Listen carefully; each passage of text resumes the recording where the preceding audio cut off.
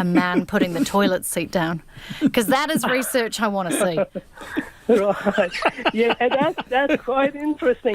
And I should say that one of the things that I'm trying to further impact through studying tidiness is how tidiness can show the hierarchies within families. Ooh. So we have within families we have hierarchies, right? And then I'm trying to unpack this and see how tidying practices can show and highlight this family hierarchy. Oh, it sounds like we've got to get you back on, Jamal, for a part 2. This is too interesting. But for now, so Ian Taylor, George Tiliano, you've been fantastic. Thank you for being with me.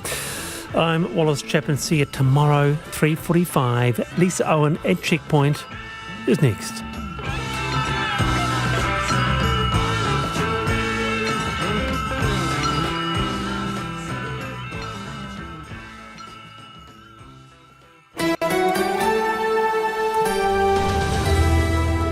Te whakarongo mai koe ki te reo irirangi o Aotearoa. This is Checkpoint on RNZ National. I'm Lisa Owen. Haere Akine, dehumanising, cruel and a path to deeper poverty, or a policy with a foundation in love. National on the benefit of sanctions and getting people off welfare and into work. Its social development spokesperson is live. A trio of Northland brothers and their cut price Kumara helping out in a cost of living crisis. An investigation is underway into a grounded fishing boat amid concerns it could leak fuel. The West Coast has got itself a guided convoy or 3 while a vital road's being repaired. But what does that mean for the Whitebait Festival and tourism? And are the Aussies going to decide Aotearoa's election result? What? Stay tuned.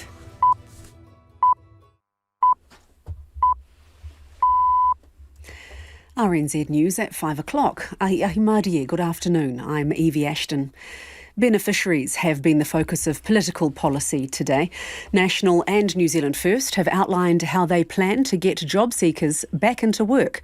Emma Stanford reports. National is planning to hit job seekers with tougher consequences, including mandatory community work, if they fail to meet their obligations more than twice. The job seeker benefit is available for unemployed people looking for work, as well as those with a health condition or disability. The Green Party condemns National's policy, saying it dehumanises people struggling, punishes beneficiaries and perpetuates poverty. Meanwhile, New Zealand First has proposed a 2-year cap on the length of time a person can receive the job seeker benefit over their lifetime. After that point, beneficiaries would be cut off or required to work in the community for their wage. Marama Davidson says the latest poll results show the Green Party's policies, including a proposed wealth tax, are inspiring voters. The latest News Hub Reid research poll puts support for the Greens at just over 14%, up nearly 2 percentage points. The Green Party co-leader couldn't say where the support might have come from, but Ms Davidson says word on the ground is that people want a wealth tax. People of all parties, people of all communities, our own conversations tell us that there's a lot of support for that. The time is now. It's no longer acceptable to have 311 families holding $85 billion while people are struggling. Marama Davidson says her party needs to be in cabinet to get its policies across the line. A Banks Peninsula resident is worried an oil spill from a fishing boat near Shell Bay could wipe out endangered birds in the area. 2 investigations have been launched into how the 25-metre Ostro Carina, which was carrying thousands of litres of diesel, ran aground at Red Bluff. Jill Simpson's farm is above the bay where the boat grounded. She says the spill is close to marine reserves that are home to a number of protected species. It's really unfortunate because they're really fragile. Particularly the yellow eye are on the edge of not existing here anymore. They've had trouble with their last 2 seasons of breeding, and so we're really concerned that this will tip the balance for those birds and that they will no longer be here. Jill Simpson says the 4 crew members were incredibly lucky to make it out alive when they were winched to safety on Sunday night.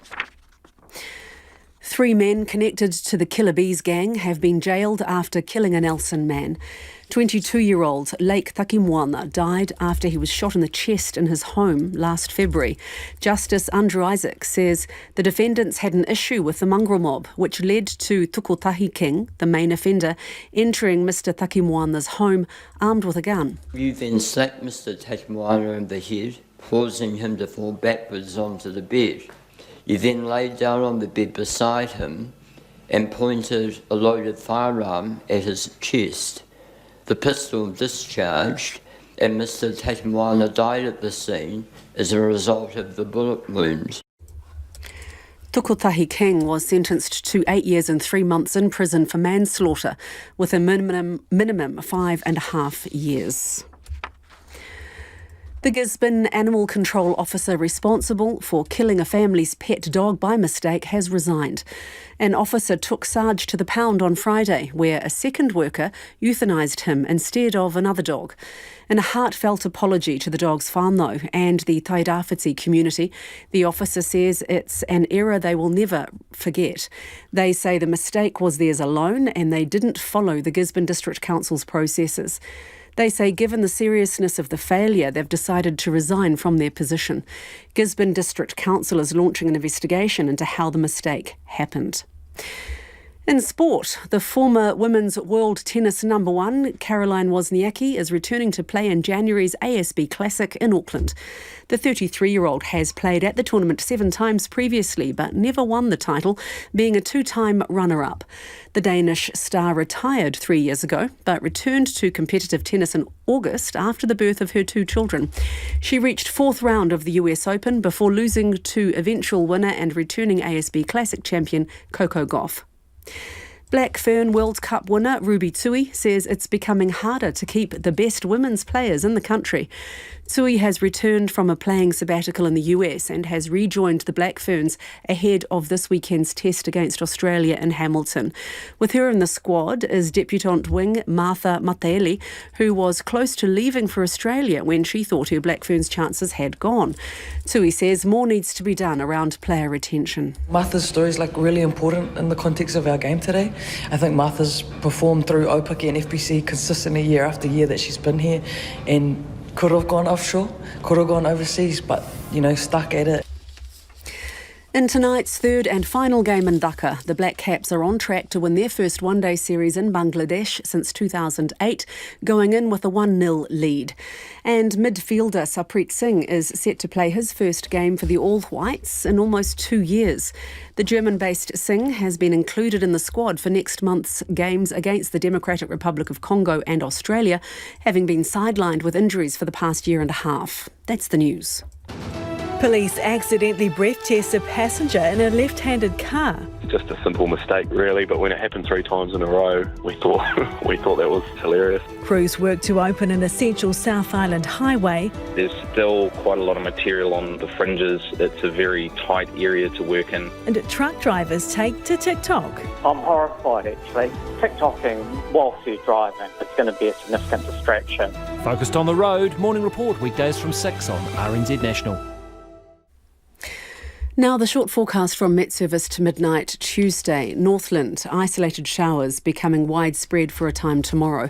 Auckland to Taumaudu and the Central High Country. Periods of rain turning to showers early tomorrow, then easing late. Coromandel, Bay of Plenty, Gisborne and Hawke's Bay. Rain with heavy falls. Easing to isolated showers overnight. Some showers possibly heavy about Hawke's Bay tomorrow afternoon and evening with thunderstorms. Taranaki to Kapiti, scattered rain. Wellington and Wairarapa, showers turning to rain tomorrow and gale southerlies developing. Marlborough, North and Mid Canterbury, mostly cloudy today with isolated showers. Rain developing about Marlborough tomorrow morning, then spreading to Canterbury later. Nelson, Bulla, Westland and Fiordland, South Canterbury, Otago and Southland, mostly fine, apart from areas of low cloud in Southland tomorrow morning. Scattered rain developing about Nelson tomorrow evening. And for Dekohu, Chatham Islands, rain developing this evening. The time is 7 minutes past 5. I will have traffic news and headlines for you at 20 past 5. Kia ora rā e ho, tēnā koutou katoa, nau mai haere mai ki Checkpoint i tēnei rā, ko Lisa Owen tēnei. Cruel, dehumanising and out of touch is how some are describing National's policy to get more beneficiaries into work. But party leader Christopher Luxon believes it's a policy driven by love. If in government, National will introduce further sanctions against job seeker beneficiaries if they persistently fail to meet their obligations, including actively looking for work. It says welfare should be for people genuinely in need, but claims benefit numbers have skyrocketed. National would require beneficiaries to prove they're actively applying for jobs to retain a benefit. Under a graduated traffic light system, 3 strikes sends a beneficiary into the red. And that means sanctions, including a reduction or suspension of a benefit, money management or compulsory community work. Christopher Luxon's defending the policy.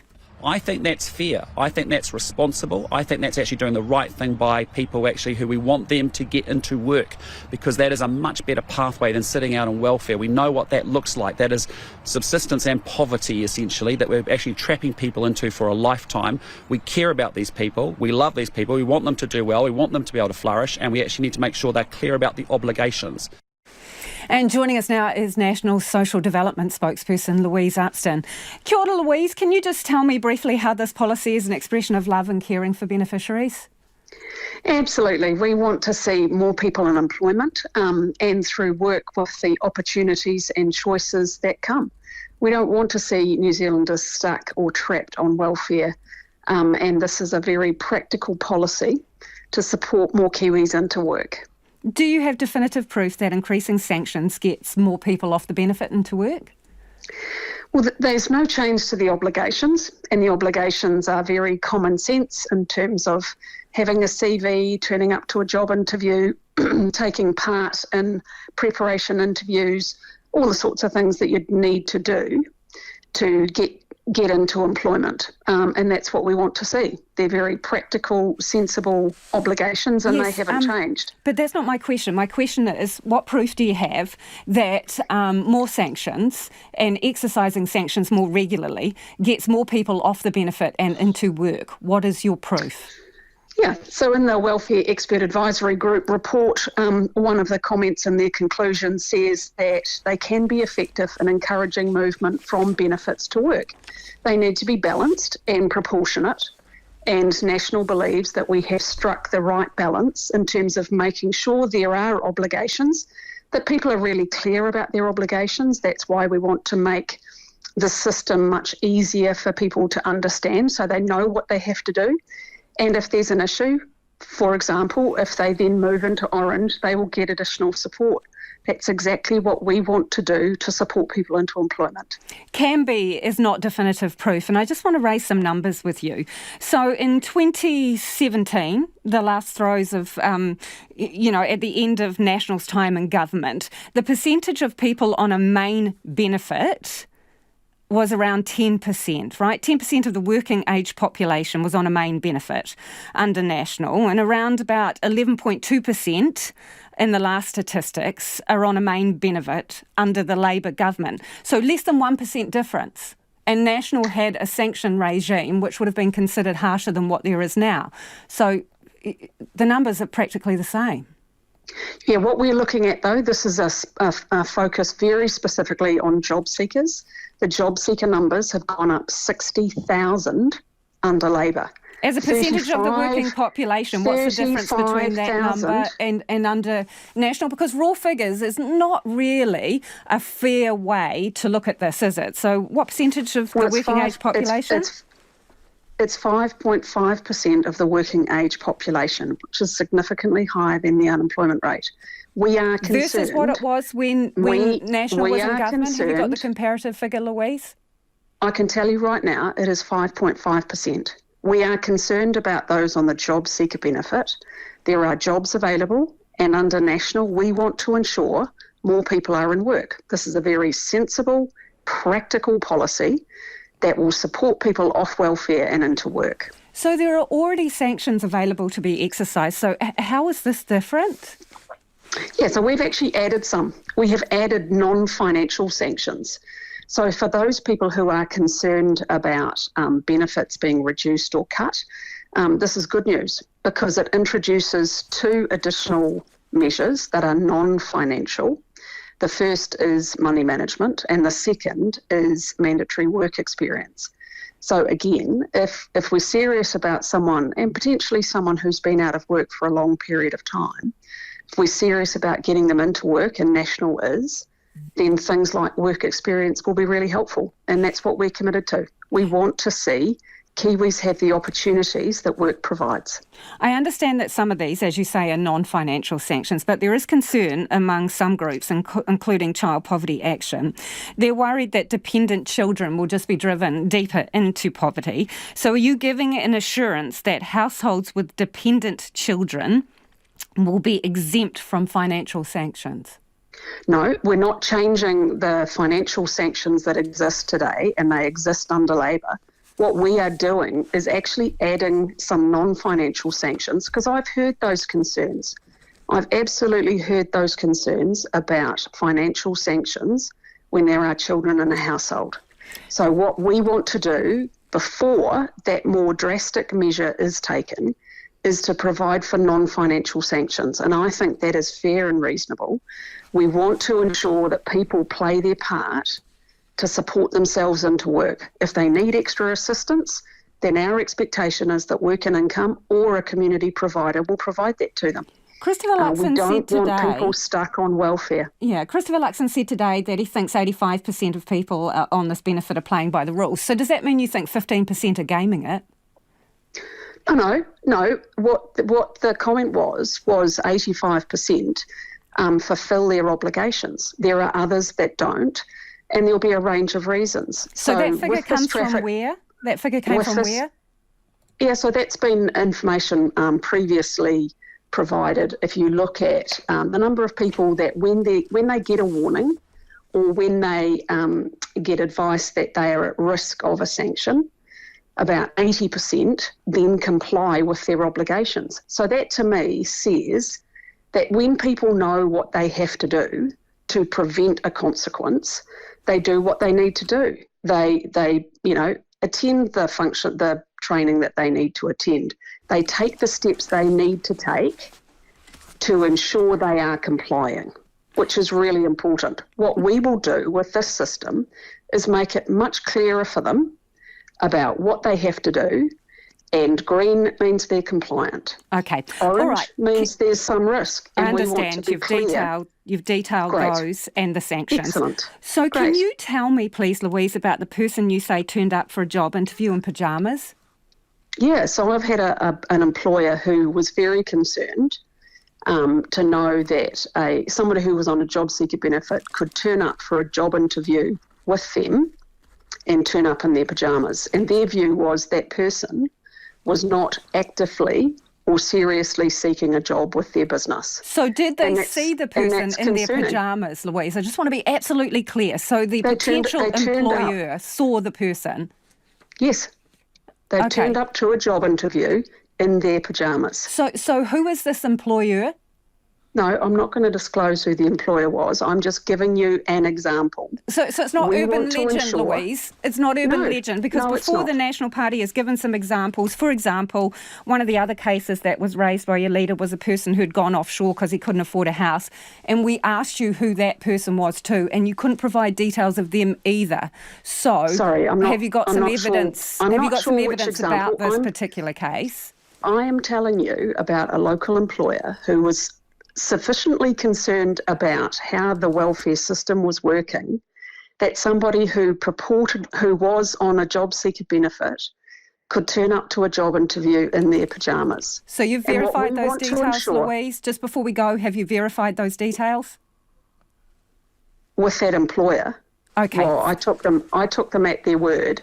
And Appreciate National wants to see more people off welfare and into work. Appreciate your time. Sorry, Louise, we're out of time. Thank you so much for joining us. That is National Social Development spokesperson Louise Upston there. It is 17 minutes after 5. Kia amo tonu mai. Do stay with us. You're listening to Checkpoint on RNZ National. Interested in your thoughts on that, benefit sanctions, what they achieve, whether you think they're useful or not, and why. 2101 on text or tweet us at Checkpoint RNZ. There are now 2 investigations into how a fishing boat carrying thousands of litres of diesel ran aground near a Banks Peninsula Marine Reserve.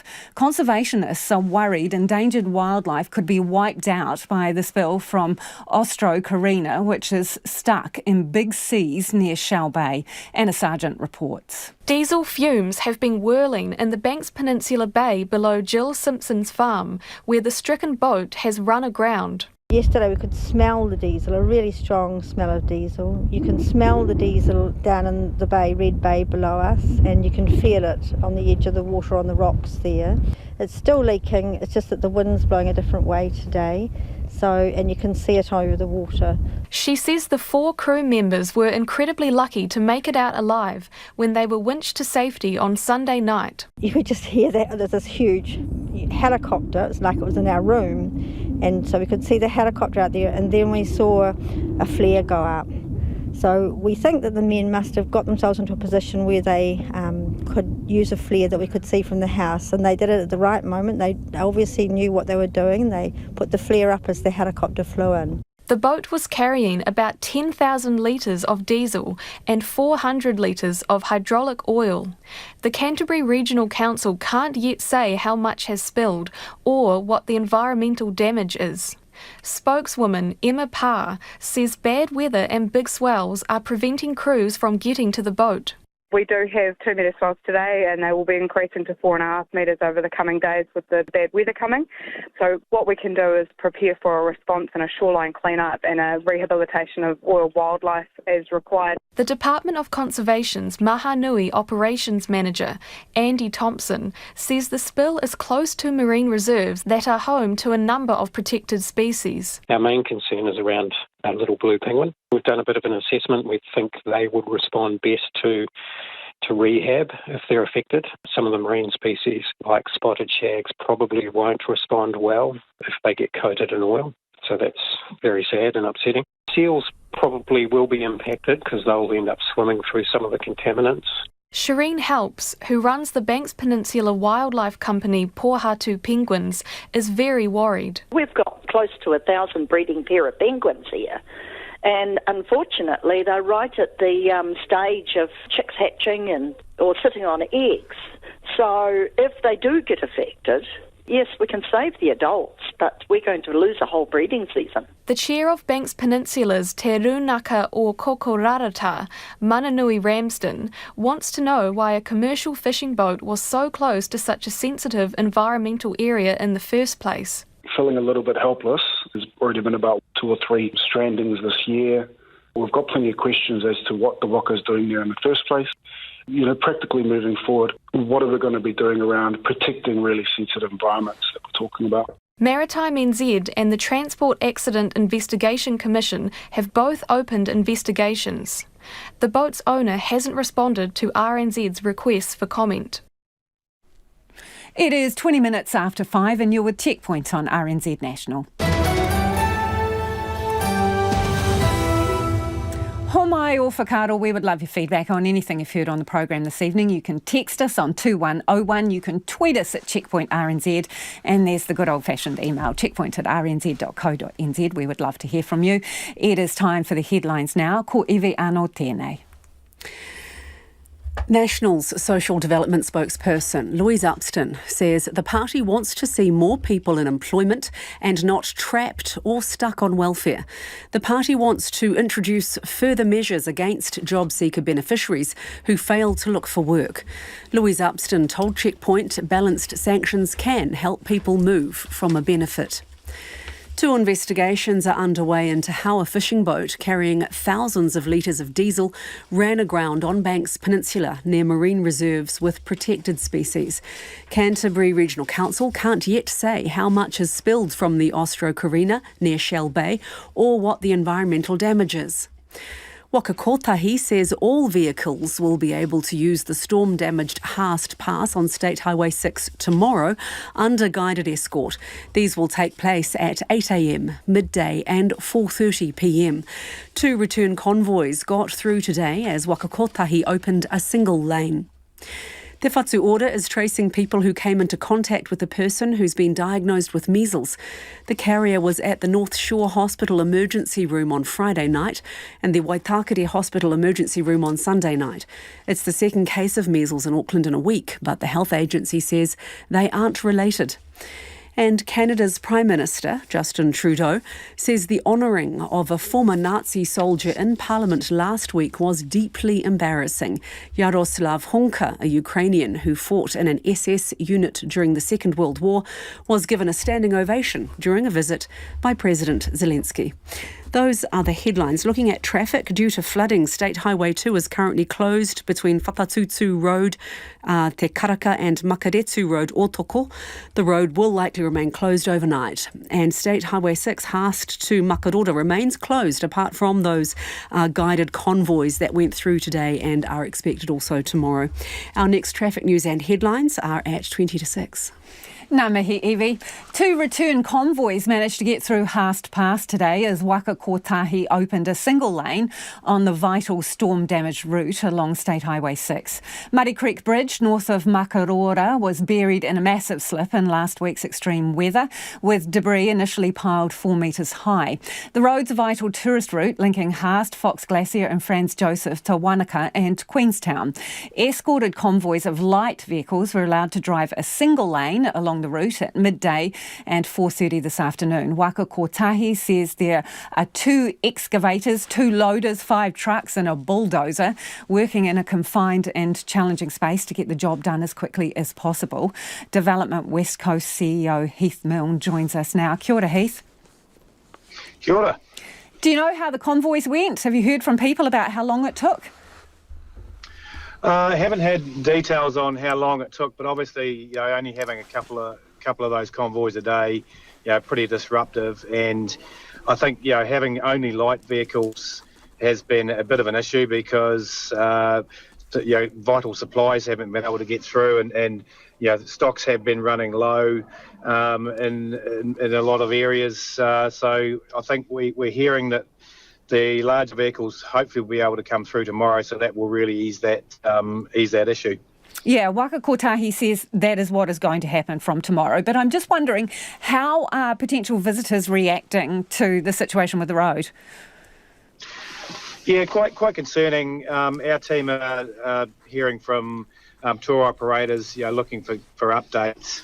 Really positive news that that they can get through. I think we have seen some cancellations. I'm hoping that will be restricted and that will that problem will stop now that we know that there is at least you can get through, and Waka Kotahi working hard to get that completely open. So some disruption. Obviously, hardly anyone around at the moment. But that should be back to normal pretty quickly. You got the Whitebait Festival or something this weekend, don't you? Yeah, Haast Whitebait Festival. A few people sweating on that. Waka Kotahi are very aware of that. It's looking like the weather's going to be good too, so I think that'll go ahead.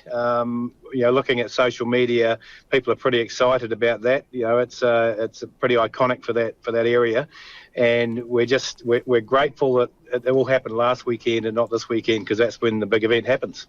But what happens if people need to sit in a queue and can only get through at 3 different times during the day? Won't that be a bit off-putting? Well, I think it's better, if you can time it, because we know it's 8 o'clock midday and 4:30.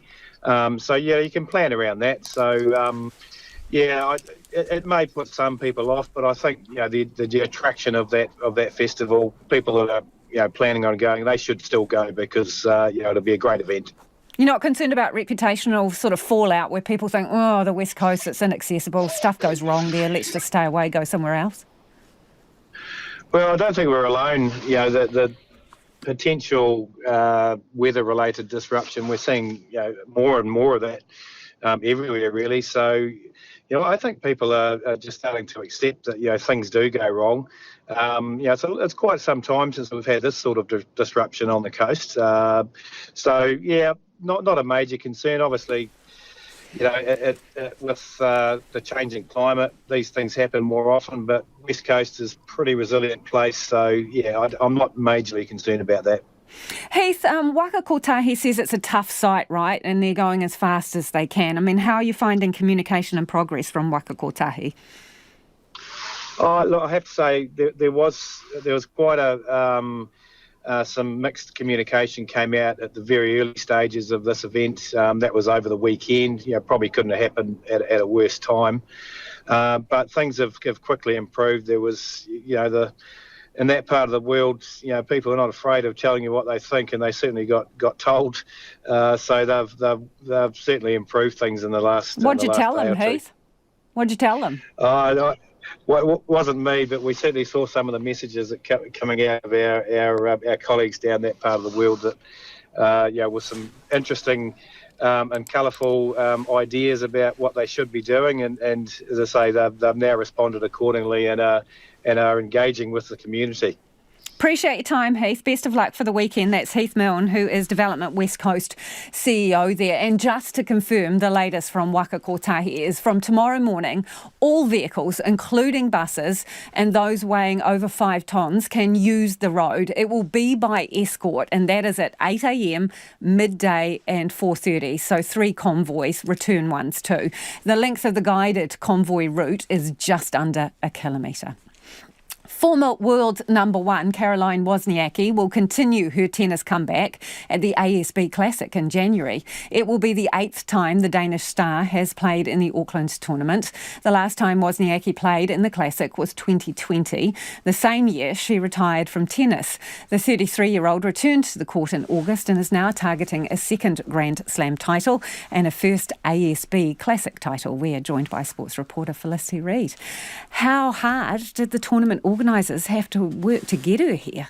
Well, with 30 singles titles in 17 months at world number 1, at this point of her career, there's probably not a lot left undone unless she's wanting to pick up a few more slams, which is where her focus really is. So this could have been a hard sell to come back to Auckland. But she's, as we've mentioned there, she's been here 7 times before. So quite a popular player here, and there's somewhere where she likes to come as well. And also being a 2-time runner-up, that was part of that motivation. One of those things left undone that she wants to make sure that she gets done before she perhaps ends her career again. And she stepped away in 2020, and at that point she's actually had 2 children. And she said she wants to bring them here, and her husband is quite a fan of the golf courses, so he's got a few rounds locked in as well that he would like to get done while she's playing some tennis. She's coming in quite good form. She made it through to the 4th round of the US Open, and this was, she'd only come back in August, so there was a little bit of pressure on her to see how she would actually perform against the top players in the world. She's proving she can be back out there, and this isn't a comeback that's not with merit. And she, however, 2020 women's tennis and tennis in general have moved on, so she's had to adapt. My biggest thing on the court that I kept forgetting about was the fact that you can't give the towel to the ball girl, a bald boy, and so I kept going back and forth looking for a towel, and I think that was my biggest change on the court. And then the fact that at the US Open there was no line people, it was all electronic, which I'd never played with before either. So there's constantly improvements and constant new things, but at the same time the core of the game, the core of the locker room is all the same. And the ASB tennis director did say to her today that don't worry, technology hasn't moved on enough in Auckland. She will have line umpires here. The All Whites have left players that are based in this part of the world out of the squad for next month's games in Europe. Yes, Darren Baisley in his first squad as permanent All Whites coach, he announced today that they would be leaving A-League players out. So that's players that are based in New Zealand or in Australia. So they're playing games in Congo and Australia as part of the All Whites next window. And these players would then actually arrive back in New Zealand kind of on the eve of the A-League kicking off. And for the players on this part of the world, they've only actually been involved in sort of pre-season kick-arounds. So he's thinking that this was a good opportunity to get into the depth that's actually available to him in other parts of the world. He's saying with 55 professional players around the world, he's got some good options. And this has also seen the return of Sarpreet Singh to the All Whites. For the first time in nearly 2 years, he's been battling a long-term injury, which has sort of ruled him out of as many games as he would have wanted to have played for the All Whites, and I'm sure fans as well would like to see him back. Nico Kuhn is another one back from a long-term injury, and Chris Wood, who missed the last window, he's somebody who does like to show up as a captain for the All Whites. Not a surprise that he's agreed. But this is also first-time call-ups for 2 teenagers who have links to other countries. 19-year-old midfielder Matthew Dibley-Dias is with Fulham. He also has options to play for Brazil, Portugal or England. So this is his opportunity to see whether New Zealand would be the right fit for him. And 18-year-old Tyler Bindon, who's a defender with Reading, he's the son of former Football Ferns goalkeeper Jenny Bindon. So obviously he could represent America if he wanted to. He's told them no, New Zealand is where he wants to be, and he wants the opportunity to show, I guess, the new coach Darren Baisley and his coaching team that he'd be the right fit for the future as well. Thank you, Felicity. That's sports reporter Felicity Reid there. National is promising to impose tougher sanctions on beneficiaries who repeatedly fail to turn up to job interviews. Punishments could include mandatory community work or having their welfare support suspended. Meanwhile, Labor is ramping up its attacks on a potential national-led government. Here's our political reporter Katie Scotcher. Politicians do some pretty strange things during the election campaign, but it appears Christopher Luxon today found his limit, declining a hairdresser's offer to moisturise his bald head. Here we go. No. I put my moisturiser on today. I did. I did. No, it's all good. I did that. The National leader was campaigning at an Auckland mall where he bumped into this woman, fresh from a job interview. Awesome. How did it go? Were you okay? Yeah, it was really good. Were you too nervous? A bit. Yeah, it's tricky, eh? Yeah. You just got to do your best and be yourself is the key thing, eh? Yeah. So it's amazing. National is targeting those who don't turn up to job interviews, promising to get tougher on beneficiaries who are not actively looking for work. What I want to see is more Kiwis in work. National says it would achieve that by introducing a traffic light system for beneficiaries. At Green, beneficiaries are doing everything they can to find work. If they breach their obligations, like failing to turn up to a job interview without a sufficient reason once or twice, they move up a level to orange. At that level, Work and Income would increase its check-ins and beneficiaries would be required to attend job workshops. If they breach their obligations 3 times, they move to red. This means sanctions ramp up and beneficiaries could have their support reduced or suspended altogether. Work and Income would take control of paying their bills and they'd be required to do work experience for up to 3 months. When people aren't going to job interviews, they are not turning up to Work and Income, they are not attending training, no surprise, they're not going to get a job.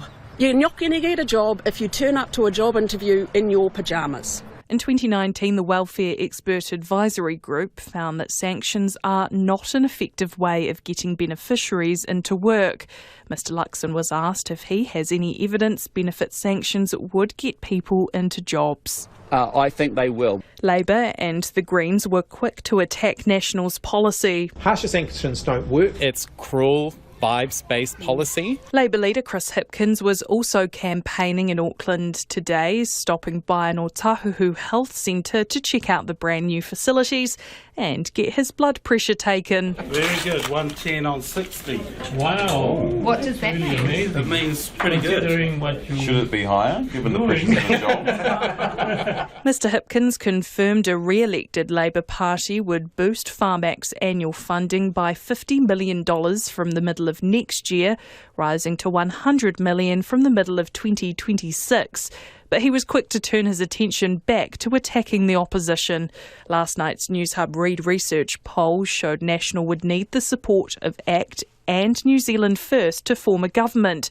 Mr Hipkins listed things Winston Peters and David Seymour have said about one another. David Seymour has described Winston Peters as the least trustworthy person in New Zealand politics. We're not going to be sitting around the cabinet table with this clown. He then said that he wouldn't fight Winston Peters because it would be elder abuse. Winston Peters retorted that David Seymour reminds me of a chihuahua at the front gate barking at every cat, human being or fellow dog that passes by. With last night's poll putting voting support for Labour at 26.5%. Expect more talk like this from Chris Hipkins in the coming weeks. It is 24 minutes away from 6. Kia amo tonu mai. You're listening to Checkpoint on RNZ National. It's time for the business news. Ko taku hoa I nai ko Nona Peltier, who joins me in the studio. Okay, Nona, let's talk about prime office space. Now, vacancy rates have dropped to low levels. There's not a lot to choose from. So are workers flooding back into actual bricks and mortar offices? Well, it seems so, but they're kind of picky about where they want to go because it's the big 5 towers in Auckland have reached an historic 3-year vacancy low of 2.1%, and that's down from 3% in the first quarter of the year. So at this point, there's not a lot to pick from. These are the big 5. So you've got your HSBC Tower, ANZ Centre, the Vero Centre, PwC Tower, and Deloitte Centre in Auckland CBD. So for those people who don't live here, those are the high rises. They're really office big. Space. Yeah, they're the big ones, and so that's they're full. And it's not just there. It's not just in Auckland. Also in Wellington and in Christchurch. Prime vacancy rates in Wellington, 5.3%. And Christchurch, 15 of 17 premium buildings are fully leased. And of course, that's driving up rents as well. And it's always the same old story. You've got the vacancy rates, you've got the rising rents, and then, of course, those costs are always passed on to the consumer. So more inflation, I would say. And is it because people are coming back to the office post-COVID? Yes, it is. Yeah. And we've been seeing that for a while. I guess, there was a story we did not so long ago about Zoom, that those folks that made so much money during COVID, and they've ordered all their people back to work. Okay. Yeah. Commerce Commission, it wants to see the electricity grid and network lines companies better prepared to deal with severe weather events. I imagine that is due to experience of recent times. It is, and there were some significant disruptions, particularly with Cyclone Gabriel. So the Commerce Commission is responsible for holding the regulated lines companies and Transpower to account for their service. They have to provide a service. It's regulated. These are monopolies by and large, so they have to meet a certain standard. And in this case, there were some disruptions, but the Commerce Commission said it's okay because that's acceptable given the circumstances. But in the future, we want to see that you are building in additional resilience into your systems. And I asked, well, that sounds like it's going to cost a lot more money. And they said, not necessarily. It could be workarounds. But the idea here is that they have to have a resilience plan in place for worst case scenarios. So it's not going to be good enough to say, oh, the weather was so bad. Plan B needed. Okay, let's talk about the markets, please. Right. Okay, so the top 50 index, it fell a third or close to a third of a percent. It was a 34-point drop to 11,343. And the dollar is perked up a little bit. Don't ask me why exactly, because it doesn't make a whole lot of, there's not a lot to say why. But 59.6 US cents, which, the other day we saw a report coming out from Kiwi Bank suggesting that the Kiwi was on course to go to 55 cents. So this is higher than where they were saying. 92.9 Australian. That's better than what we've seen for a long time. 48.9 British pence, Lisa. And that's against a backdrop of Asia stocks falling and heightened concerns about interest rates staying higher for longer. I love to see what you consider perky, Nona. Thank you for that. That's Nona Peltier with business news there. It is 19 minutes away from 6. Let's get to some of your feedback now. So much of it coming in about beneficiaries and National's policy regarding stepping up sanctions. This listener says, we love these people. No, they don't. How very patronising. Another says, good-o, National back on beneficiary bashing. Yay.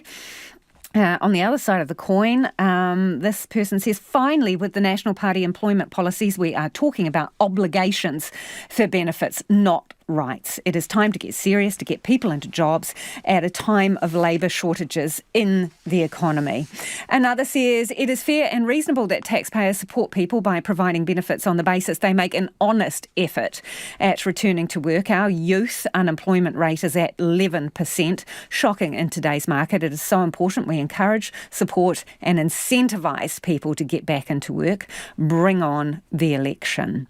And this one before we move on is national writing policy based on anecdotes rather than evidence. Yes, okay, that's your feedback. Do keep it coming. We love to hear from you. Homai o whakaro, we're interested in your thoughts on anything you've heard on the programme this evening. A lot of you getting in touch, as we said, about benefit sanctions, the National Party policy announced today. But there's other stuff in the news too, so text us on 2101, tweet us at checkpointrnz, or the email address is checkpoint@rnz.co.nz. Time for the headlines now. Anea Iwi, mina pita kōrero. The National Party says if it's elected, beneficiaries would have to provide evidence they are actively applying for jobs or face mandatory community work or have their welfare support suspended. The Greens say National's policy is dehumanising and cruel. National's social development spokesperson, Louise Upston, told Checkpoint the party believes 85% of job seeker beneficiaries are following the rules. The Gisborne animal control officer responsible for killing a family's pet dog by mistake has apologised to the owners and resigned. An officer took Sarge to the pound on Friday where a second worker euthanised him instead of another dog. Gisborne District Council is investigating what happened. Waka Kotahi says a section of State Highway 2 north of Gisborne is closed because of flooding after heavy rain. The highway between Makaretsu Road and Whakatutu Road near Otoko Hill will remain closed overnight and be reassessed at first light tomorrow. In Australia, Daniel Andrews has announced his resignation as the Victorian Premier after nearly 9 years in office. The announcement was made at a snap press conference outside Parliament and comes after prolonged media speculation about his future. And the Court of Arbitration for Sport will begin hearing the doping case of the teenage Russian figure skater Kamila Valieva. She tested positive at the Russian National Championships, but the result wasn't announced for 3 months after she'd helped her team win gold at last year's Winter Olympics in Beijing. Those are the headlines. Looking at other traffic news, State Highway 6, Haast to Makaroda, remains closed as they clear a slip there. Apart from the 2 light vehicle convoys that went through today and 3 guided convoys for all vehicles that will go through every day this week at 8 a.m, midday and 4:30 in the afternoon. Our next news and weather is at 6. Kia ora rā e ho. A trio of Northland brothers is on a mission to keep fruit and veg affordable for local families battling the cost of living crisis. Kumara is cracking more than $13 a kilo in some bigger stores, but the Thistlethwaite brothers, who are growers, are selling them for less than half that price. Jack, Ben and Joe source their fruit and veg from a family-owned farm near Waipapa and other Northland growers, and they sell direct to the public through stalls around the region. Joe Thistlethwaite joins us now. Kia ora, Joe. Hey, how's it going? Very well, thanks. What's your goal here in doing this? Our goal is just to try and make veggies affordable for everyone. I just think it's a bit unfair nowadays how not everyone can eat a whole food diet. So what are you seeing in your part of the world? Up here? Yeah. Up north, there's not much. Like, you get the odd veggie stall here and there, but the supermarkets really have the monopoly over it all. And what are families telling you about what they can afford? Oh, I get people all the time coming on just saying how they can't afford buying, like, for example, Kumara is a good example of it now, which I find should be like a staple in people's diets. Well, you grow it up your way, don't you? Yeah, that's the thing. We grow it in Northland, so why isn't it cheap in Northland? So where are your Kumara from? What are they like? Are they good as the ones in the supermarket selling for top dollar? So I get mine from Dargaville. They are a bit smaller than just say your supermarket ones, but I say the small and sweet. So is this a community service, Joe, or is it a business? I mean, how do you see it? Technically, it's a business, but my goal is to try and make everyone eat a whole food diet. I studied nutrition a few years back, so I learned the importance of eating whole foods. So my goal is generally to try get everyone eating whole foods and everyone having affordable food. And so what else are you able to source up there that is at an affordable price versus what's being charged in the bigger supermarket chains? So it comes here and there. Like I go around hunting, whatever I'm not growing myself, I go around and hunt local growers and try to find like a cheapest price possible. So like we do, say like tomatoes, some weeks tomatoes are like 15 odd a kilo in the supermarkets at the moment. And they're green inside and they lack the nutrition side. So I go around hunting, I see a few different growers and test them out. And then from that, then I'll do it. And I normally do them around $8 a kilo, $8 to $10. So what's the community reaction been to you and your brothers selling the produce at stalls? It's been really good so far. We've been doing it for the past 2 years now, a year and a half, all together doing it, and me and my two brothers. So it's been quite a hit at the moment up here. And do you have any... Sorry, carry on, Joe. You go. Well, everyone seems to be quite happy with it, and so it's going quite well at the moment. What future plans do you have? Future plans, our big goal is to try get quite a few sites around Northland, just so everyone throughout the whole Northland, from Whangarei all the way up to Kaitaia, will be able to shop with us and get affordable veggies. So where do they find you, Joe? At the Packhouse Market in Kerikeri. And I'm there 7 days a week. And you've also got my brother Jack. He's in Tihami between Paihia and Opua. He sells along there a couple of days a week. And then he also goes up to Cooper's Beach on a Wednesday at the moment. So fantastic, Joe. Really appreciate your time. Thank you for joining us. That's Joe Thistlewaite. He is in business with his brother Jack and Ben, selling cheaper fruit and veg to families up in Northland. It is 12 minutes away from 6. Kia mau tonu mai. You're listening to Checkpoint on RNZ National. The New Zealand government has given its full blessing to Cook Islands and Niue establishing diplomatic relations with the United States. At the second US Pacific Summit in Washington this morning, President Joe Biden announced that the US recognises them as sovereign and independent states. It's an announcement which the US Embassy in Aotearoa has labelled as historic. RNZ Pacific's Lydia Lewis reports. Niue and Cook Islands are celebrating today. These milestones celebrate eras of change and demonstrate that with unshakable resolve and leadership, remarkable achievements are possible. That's the way the Pacific Islands Forum chair and Cook Islands Prime Minister Mark Brown described President Joe Biden's announcements. The United States is formally establishing diplomatic relations with the Cook Islands. And the real reason is we're both from Baltimore. That's a long story. All kidding aside, Massey University Centre for Defence and Security Studies senior lecturer Dr Anna Poles says the move is in an effort to ensure both Niue and Cook Islands receive development assistance funding. I am sure that the US would be stepping very carefully through any conversation around supporting either Cook Islands or Niue independence from New Zealand. She says there's also a strategic benefit from the United States perspective. To have diplomatic presence, or at least diplomatic reach into both of those countries. The Ministry of Foreign Affairs and Trade says the establishment of these new diplomatic relations does not change the constitutional relationship Aotearoa New Zealand has with either the Cook Islands or Niue. That's a message echoed by Prime Minister Chris Hipkins. That's the way the American system works. So in order to recognise those specific countries, the wording that they use is they recognise their sovereignty, but actually they also recognise through diplomatic channels the unique constitutional relationship that those countries have with New Zealand. On top of talks about diplomatic ties, Joe Biden told Pacific leaders more than $20 million is being injected into climate assistance. I want you to know I hear you. The people of the United States and around the world hear you. We hear your warnings of a rising sea and what they pose an existential threat to your nations. We hear your calls for reassurance that you never, never, never will lose your statehood or membership of the UN as a result of a climate crisis. This days after the US was slammed by Pacific youth climate warrior Suluafi Brianna Fruin following the UN Climate Ambitions Summit. Australia and the US were examples of countries that have not been moving at the same speed as which they've been talking. In addition, President Biden announced the doubling of US Pacific exchange student spots.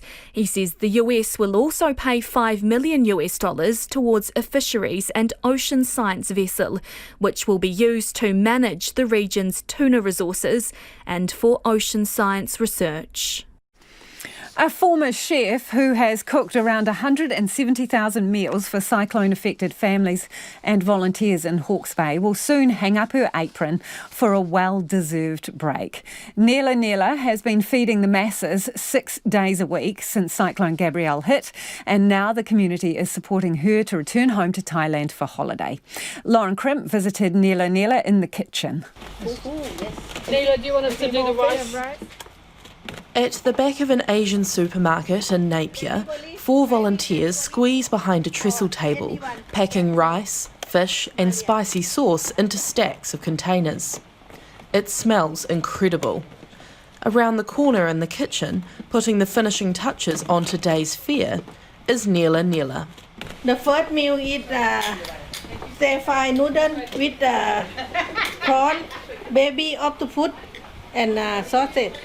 Nela hasn't stopped cooking since the power flickered back on at her Taradale home 10 days after the cyclone in February. Driving out to Pakulwhai, she sobbed, taking in the devastation for the first time. They lost everything, they don't have the power, no nothing. She returned later with 25 meals and a sign saying free Thai food. If people are hungry, they can't think what they want to do the next. When they get full tummy, and then they can have time to think and they can have more energy. Locals soon caught wind of Nela's work and began lending a hand. Some days there are 2 people, sometimes 6 or 7. They mostly prep, pack and deliver. Sometimes we get roped in there to help stir or cut things there, but generally she does all the cooking, we just do what we're told. We don't have the recipes in our heads like Nela does. And they're not just any recipes. I have been watching my mom cooking from the young girl, and then I remember everything. Are these her recipes? Yeah, secret recipes from my mom. At one stage, Nela was making around 1,000 meals daily, all from her garage, until a friend offered her this space in May. She's had donations of money and ingredients from people and businesses around the country, topped up with her own life savings of $25,000.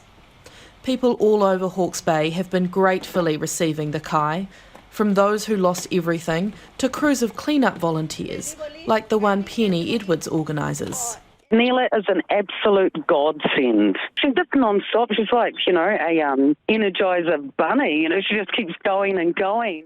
Nela has become somewhat of a celebrity chef in Hawke's Bay, but her own money and donations have run out. She'll cook her last meal next Sunday, and then it's time to put her feet up for a bit. The community is rallying to send her home to Thailand. She hasn't been back for 12 years. House of Travel in Hastings is covering her airfare, and others have rustled together some cash to spend during her time there.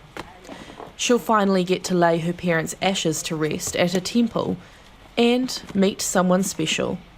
I never give a hug for my grandson for 12 years. Now he is 5 years.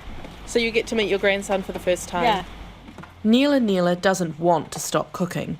If more money comes in, she'll be straight back in the kitchen. Her dream is to start a food truck, a business, but one that she can get on the move when the next disaster strikes to pump out meals for those in need. And then in the future, if something happens, I can die my truck to cooking and help more people around New Zealand. She says she's hoping for a lotto win, or that another lucky winner will help keep her kitchen running.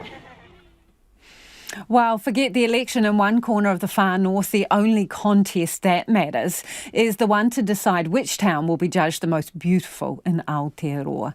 Reporter Peter de Graaf pays a visit to Awanui as awards night approaches. It looks lovely. Looks beautiful. I am proud of Awanui. That's Awanui matriarch Myra Bergen, and she should know. She's lived in the town for most of her 93 years. The town, just north of Kaitaia, is a finalist for the title of Most Beautiful Tiny Town in New Zealand. A few years ago it was, to put it gently, looking tired and run down, but that's changed. Now this town of about 400 people is brimming with pride and business is booming. Martin Hawkins owns the Bakerman Cafe. The local people and the businesses are absolutely loving it. People are actually coming here to see what it's all about. People just really enjoy the fact that it's been recognised after so many years, from where it was once a bustling hub to being pretty much run down and now coming right back again. So yeah, fantastic. In 2008, the community came up with a town improvement plan. It didn't get much further until the COVID pandemic came along and the government was looking for shovel-ready projects to boost the economy and create jobs. District Councillor Felicity Foy saw an opportunity and helped locals apply for a share of the funding. She's delighted with the results and the way Awanui has gone from being a stop on the way to Cape Reinga to a destination in its own right. Very proud, well-deserved, the centre of the universe. Awanui is now a destination. Now all of the visitors on the way to Te Rere Ngā Wairua, they stop at the toilets, they come and look at our history and they come to our pub. They stop for an ice cream and a fish and chips. It is huge. Project chairwoman Andrea Panther says the Awanui upgrade was combined with similar work in Kaitaia and Ahipara to create the $7 million Te Hiku Open Spaces Revitalisation Project. Awanui's beautification, however, has had the biggest impact, possibly because it's concentrated at a busy highway junction, so it's more visible. Ms Panther says Awanui's revamped playground has been the greatest success. Transforming the park area has meant that kids come here and families use the picnic tables, the umbrellas, the barbecue. They go and support the local businesses, so the turnover of our local businesses has increased, which I think is amazing. Like, what a cool roll-on effect. Other improvements include carved po, or cultural gateways, at the town's 3 entrances, a new car park, a boardwalk, displays of historic photos, bus shelters, and a kids' pump track for bikes and scooters. Awanui also boasts a rejuvenated pub, a Swamp Cody tourism hub owned by local iwi Ngāti Kuri and New Zealand's only specialist samurai sword shop. Shop owner Bill Sabritsky, Awanui's unofficial mayor, says it's a path other towns could follow. Awanui is just like any other thousands of towns throughout New Zealand, small, rural, but they have amazing history, they have tight communities, and so yeah, they just need the opportunity, they need the guidance, just like we started. Across the road, tyre shop owner Chris Sirhoy says he's seen Awanui transformed from ghost town to boom town. Nowadays there's people stopping and the traffic is tenfold. The effort's been put back into the town to make it that much nicer and bring up its appearance. It's grown exponentially. The last 5 years has been nuts, actually. Mr Sirhoy has to think for a moment when asked to pick his favourite attractions in the reborn Awanui. I'm going to say park, pub and cafe.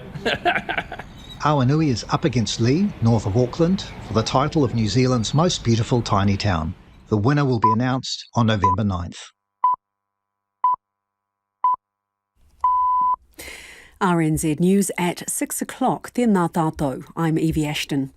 The National Party is defending its welfare policy after the Greens called it dehumanising and cruel. If elected, National would introduce sanctions against job seeker beneficiaries who persistently fail to meet their obligations. Beneficiaries would have to provide evidence they are actively applying for jobs to retain a benefit.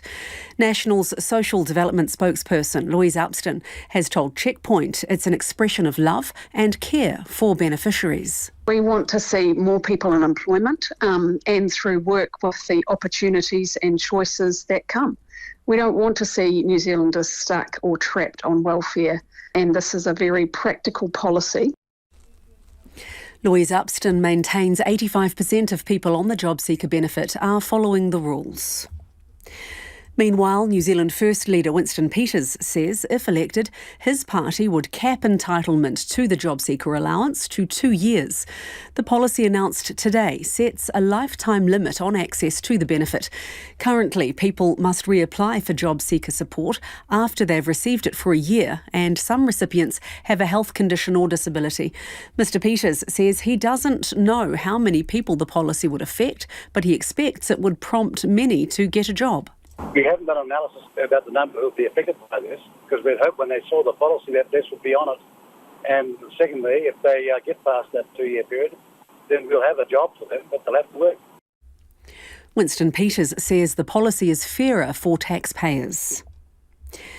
Heavy sea swells are continuing to hamper efforts to contain a diesel and oil spill from a fishing boat aground off Banks Peninsula. The Transport Accident Investigation Commission and Maritime NZ have both opened inquiries into how the 25-metre Ostro Carina hit rocks at Red Bluff in Shell Bay on Sunday night. Concerns are growing about the welfare of wildlife at the bay. The Canterbury Regional Council's on-scene commander, Emma Parr, says bad weather has prevented crews from getting to the boat. Emma Parr says aerial observations from today show no signs of oil on the surface of the water, but they're preparing for more oil to be released. There are now 35 confirmed cases of cryptosporidiosis connected to the Queenstown outbreak. The Whatu Order says a further 8 are considered probable cases and 7 are under investigation. Public health staff will be visiting local businesses and delivering specimen containers and instructions to anyone who would like to get tested over the next few days. Medical Officer of Health, Dr. Susan Jack, says getting tested may help to uncover the source of the outbreak. A boil water notice remains in place. Invercargill City councillors have questioned a decision not to build a long-awaited oat milk factory in Southland. In July, the region's development agency, Great South, confirmed the project was most likely to be built in Canterbury, despite suggesting a few weeks earlier it was looking promising for Southland. Great South is a shareholder in New Zealand Functional Foods, which is developing the factory. Great South Chair Ian Collier fronted a council meeting this afternoon. Councillor Ria Bond asked him about what happened. Can you accept the disappointment to our city that this has brought, the news brought to our city that has been moved away? Can you accept that that has been disappointing? I can absolutely understand that, and I share it. Ian Collier says the decision to not build the factory in Southland stacks up. Wellington authorities are preparing to close roads because of multiple protest groups expected to converge on the capital later this week. The council says it hasn't received any official requests from organisers, but it's working with the police to minimise disruption. It's thought protesters from groups including Groundswell and the Freedoms and Rights Coalition will gather in Civic Square at about 10 a.m. on Thursday before travelling in a convoy to Parliament via Willis Street and Lambton Quay. Another protest on Saturday is expected to start from Te Aro Park. The council says it'll monitor the events through CCTV. It's advising people to plan ahead as some roads will be closed from early tomorrow morning. The Canadian Prime Minister, Justin Trudeau, says the honouring of a former Nazi soldier in Parliament last week was deeply embarrassing for Parliament and all Canadians. The BBC's Vincent McAviney has more. 98-year-old Ukrainian-Canadian Yaroslav Hunka received 2 standing ovations from lawmakers in the Canadian House of Commons during a visit by President Volodymyr Zelensky on Friday. The Canadian Speaker, Anthony Rota, was forced to apologise in the House on Monday for formally recognising Hunka after it was discovered he had actually fought the then Soviet Union in one of Adolf Hitler's Waffen-SS units. There are concerns the episode plays into the narrative promoted by Russian President Vladimir Putin that he sent his army into Ukraine last year to demilitarize and denazify the country. And a former chef who's cooked around 170,000 meals for cyclone-affected families and volunteers in Hawke's Bay will soon hang up her apron for a well-deserved break. Nila has been feeding the masses 6 days a week since Cyclone Gabrielle hit, and now the community is saying thank you by shouting her a trip home to Thailand next month. Penny Edwards organises a crew of clean-up volunteers and says Nila deserves to put her feet up. Nila is an absolute godsend. She's just non-stop. She's like, a Energizer bunny. She just keeps going and going. Nila will cook her last meal next Sunday because her own money and donations have run out. But she says if more come in, she'll be straight back in the kitchen on her return to New Zealand. That's the news. Kia ora, I'm Mihingarangi Forbes, host of Mata, RNZ's Māori political podcast, where commentators, newsmakers and politicians wānanga the big issues this election year. Would you consider a coalition with the National Party? Holy jicama, they'd have to pretty much have surgical transformation. So join me for Mata with Mihingarangi Forbes after the 6:30 headlines this evening on RNZ National.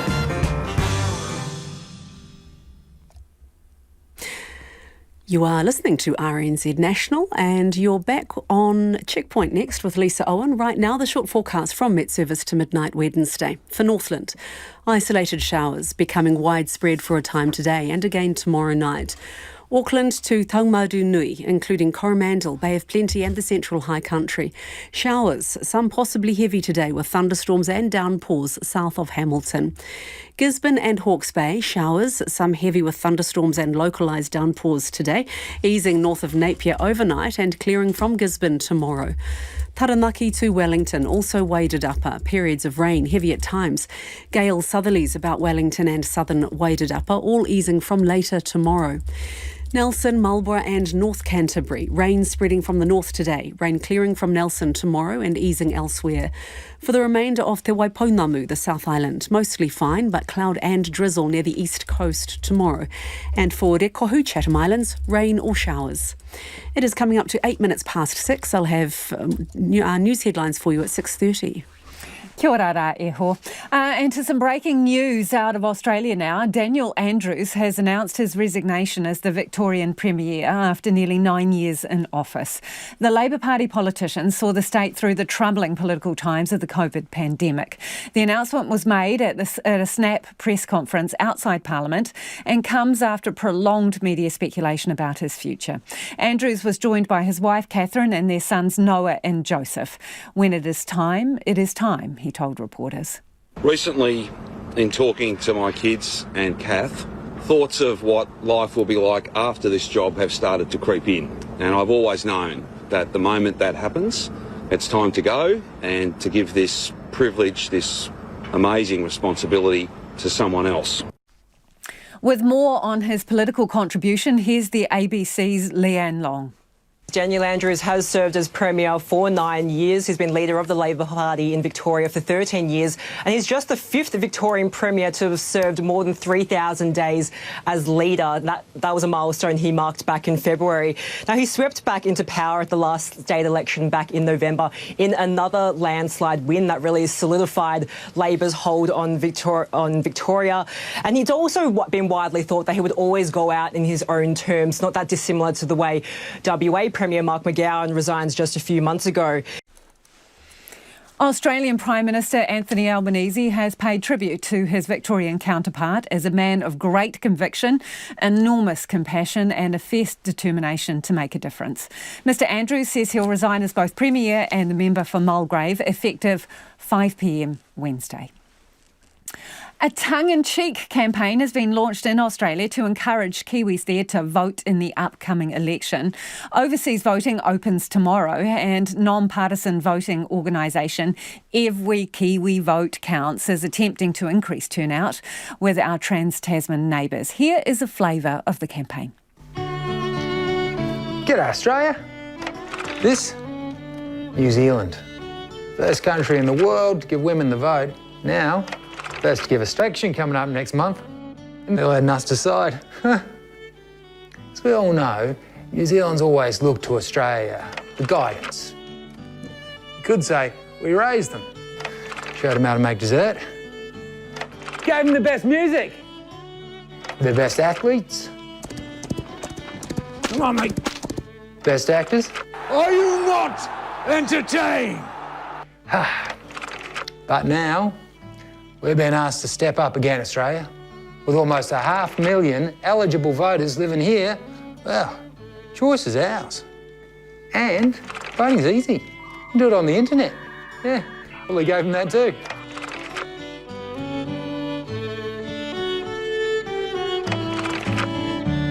Voting is actually open to all New Zealanders living in any country, not just Australia, like England, for instance. That's a country. Also, the people portrayed in this film are works of fiction and in no way reflect people in real life, especially not that gladiator fella. And for those listening on the radio and not watching, the end of that video says, this New Zealand election, Australia decides. Struth. Tracy Lee is the director of Every Kiwi Vote Counts, and she joins us now from New York. Well, Stone the Flaming Crows, you are trolling the hell out of us, aren't you? What's going on? Yeah, luckily I'm at arm's reach.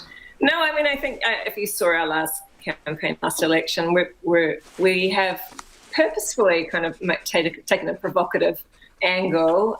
Mostly, when you look at overseas Kiwi, there's 1 million of us, only there's 20% of the population additional to New Zealand's pop and voters, but only 1 in 10 vote. So you kind of got massive inertia that you're trying to break. And I think especially when there's so much noise at the moment during the election, you've got to break through. I think also everyone's, it's been a tense few years. We've had pandemic, there's war, there's climate drama. This election in particular is quite tense. So it's a nice way to take a very serious and earnest angle, but trying to do it in a way that really does have a little bit more of lightness and flavour and humanity to it. So in your experience, talking to other Kiwis who are offshore, I mean, how motivated are they to participate?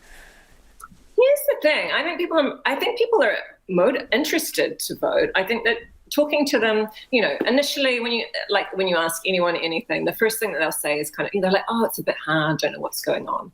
That's kind of a throwaway. When you dig down a little bit more and you try and get to the heart of the matter, there's 2 issues going on. One is they don't really feel like their vote counts. It's not really going to matter, hence our name.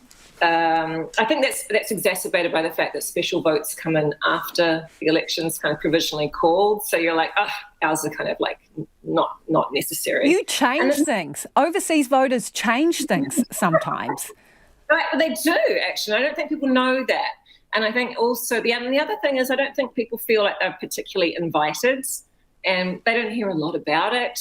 So this is a way also of like reaching out to them and giving them both the permission, but also I think giving them the knowledge of how much that is. So Australia, we specifically zoned in on because, we often think of Kiwis and, I'm in New York, there's people a lot in London, but actually 70% of our offshore Kiwis are in Australia. So that's like 500,000 votes could be. And when you think about that in context of a collective, or a constituency, that's, 8 times most electorates. If you thought about it in terms of scale, there's a West Islander for every 2 South Islanders. And actually, it was interesting watching the latest polling. This might have been the middle of the month. If Australia is like 13%, you're seeing, ACT and the Greens kind of around 10, 12. So in fact, if they're a political party, they're a huge, massive amount. So I think we're trying to really draw attention to the fact that actually their votes do really matter, and particularly in an election like this.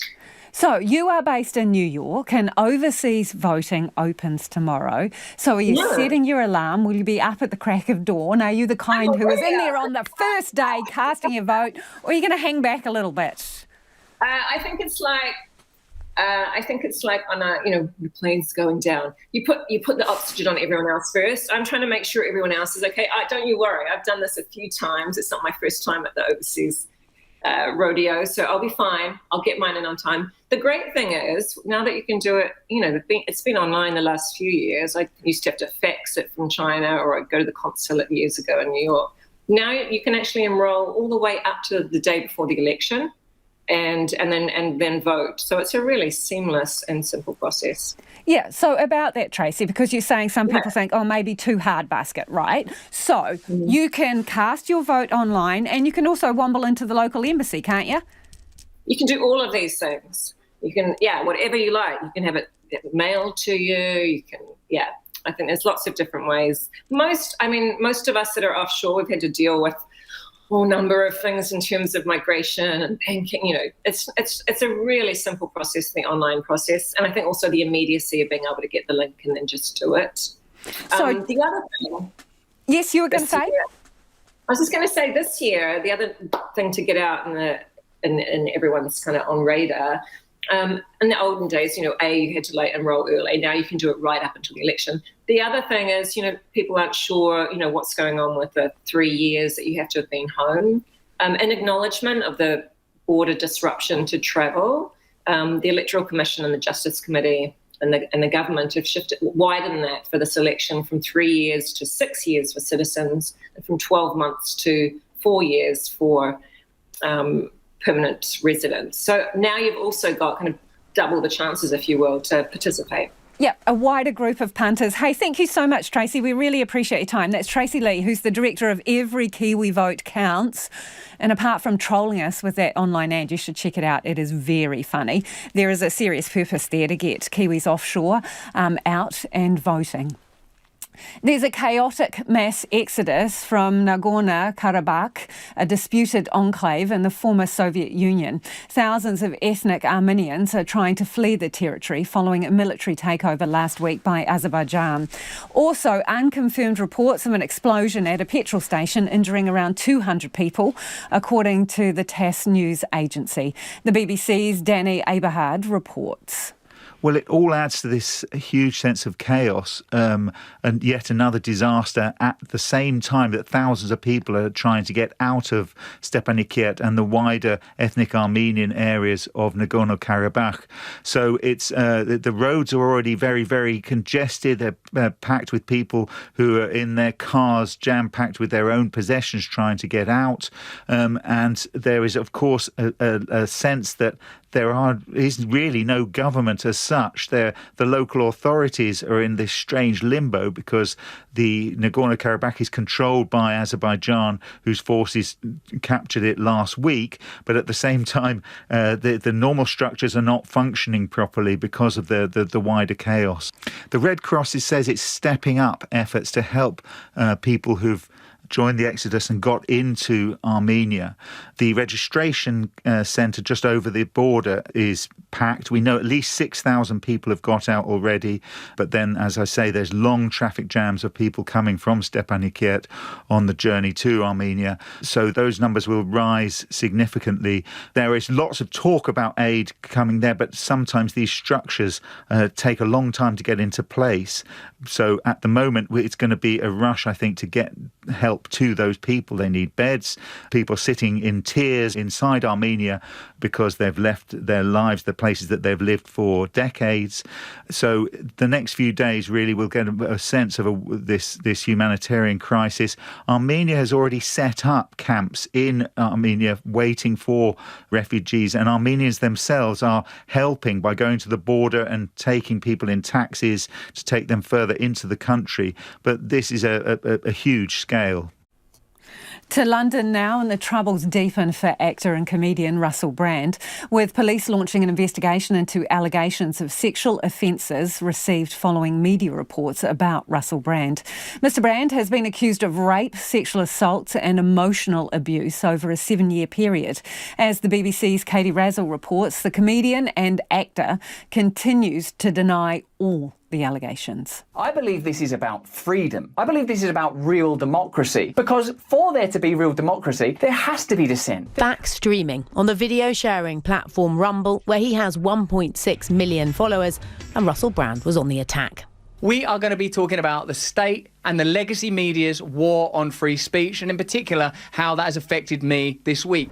Less than half an hour before his show streamed, the Metropolitan Police announced its Central Specialist Crime Command team is now investigating a number of allegations of non-recent sexual offences committed in London and elsewhere in the UK. The senior investigating officer said, "We continue to encourage anyone who believes they may have been a victim of a sexual offence, no matter how long ago it was, to contact us. We understand it can feel like a difficult step to take, and I want to reassure that we have a team of specialist officers available to advise and support." At me with kisses. The police statement didn't name Russell Brand, but it did refer to this investigation by Channel 4, The Times and The Sunday Times, and made public 2 weekends ago. 4 women made the original claims of rape and sexual assault, which they alleged took place in the US and the UK. The day before the programme was broadcast, the comedian and presenter strongly denied any wrongdoing. I don't mind them using my books and my stand-up to talk about my promiscuous consensual conduct in the past. What I seriously refute are these very, very serious criminal allegations. The fallout financially has been swift. Content creators earn money from streaming services when they attract advertising. YouTube has barred Brand from monetising his video content since the allegations surfaced. Rumble prides itself on standing up to cancel culture. It's accused the UK Parliament of what it called a deeply inappropriate demand after the chair of the Culture, Media and Sport Committee wrote to its CEO asking whether his site planned to follow YouTube and suspend Brand's ability to earn money from his content. Since the story broke, the number of people following Russell Brand on social media and subscribing to his channels has increased by several 100,000. 21 minutes after 6 and you're with Checkpoint on RNZ National. British serial killer Lucy Letby is to face a retrial on an outstanding charge of attempting to murder a baby girl. The 33-year-old nurse was convicted of murdering 7 infants and attempting to kill 6 others in 2015 and 2016. However, the jury at Manchester Crown Court was unable to reach verdicts on 6 counts of attempted murder. The BBC's Danny Savage reports. She's serving a whole life term for murdering 7 babies and attempting to kill 6 others. Lucy Letby will now face a retrial on one charge the jury who convicted her couldn't decide on. Did she attempt to kill a girl referred to in court as Baby K? She was being treated at the Countess of Chester Hospital in February 2016. Letby appeared via video link today from her prison. She spoke only to confirm her name and that she could see and hear proceedings. Her barrister told the court she maintained her innocence on all charges. Lucy Letby will face a retrial here in Manchester next summer. The jury in her trial also couldn't decide on 5 other charges of attempted murder on these wards. She is not facing a retrial on those allegations. That has left some families upset. It's disappointing that the CPS are not going to move forward with a retrial on 5 of the charges. I think that we need to start looking now about the other avenues available to those families. So it's really important that we find answers for these families as to what happened to their children. The Crown Prosecution Service says these decisions on whether to seek retrials on the remaining counts of attempted murder were extremely complex and difficult. Before reaching our conclusions, we listened carefully to the views of the families affected, police and prosecution counsel. Oh, Lucy, is it? Yeah. Lucy Letby was cleared of 2 charges of attempted murder and has lodged an appeal against her convictions. The pressure is mounting on the board of Qantas, with pilots demanding that the chairman stand down. The Australian and International Pilots Association says it has lost confidence in Richard Goyder after a series of controversies, including the illegal sacking of 1,700 workers and allegations the airline sold fares for already cancelled flights. Here's the ABC's David Sparks. Tony Lucas is a pilot for Qantas and the president of the Australian and International Pilots Association. He says it's time for Mr. Goyder to go. The pilots are devastated at the reputational damage that the airline suffered in recent times. And now we face the possibility of a 2-year wage freeze at the same time as the board has just granted themselves significant increases in remuneration. And it's one of those culmination of events now where over the illegal sacking of the 1,700 ground handlers, over the ACCC investigation and now the board decision to increase their remuneration. We just felt that it's time for Qantas to have new leadership. What do you think Qantas needs to do now? Are there several things that it should be doing? Look, there are several things. I think first and foremost, what the airline needs to do is they need to look at their staff as assets to be supported rather than costs to be controlled. And I think Herb Kelleher at South West Airlines had a really great way of looking at things where he said, if I take care of my staff, they will take care of the passengers and that will take care of the shareholders. And I think that's probably the focus that's been missing from Qantas in recent times. They've neglected the staff and they've neglected the passengers. And whilst it looks really good this year for the shareholders, if that balance isn't redressed, then it won't look so good in a couple of years' time. Meanwhile, Qantas Chair Richard Goyder is to appear at a Senate inquiry this week, and one issue likely to be raised is what influence Qantas had on the federal government's decision not to approve more Qatar Airways flights in and out of Australia. A tentative deal is on the table to end the 5-month strike by Hollywood writers. The action has seen work on some of the world's most popular series grind to a halt. US President Joe Biden has personally praised the breakthrough. The BBC's Nader Tawfiq reports. After 146 days of uncertainty and hardship, the good news for striking writers came late last night in the United States. It was the leverage generated by the strike, the Writers Guild said, that finally brought the companies back to the table. It seems a breakthrough became possible when the top studio bosses joined the negotiators' talks, which resumed on Wednesday after a month-long standstill.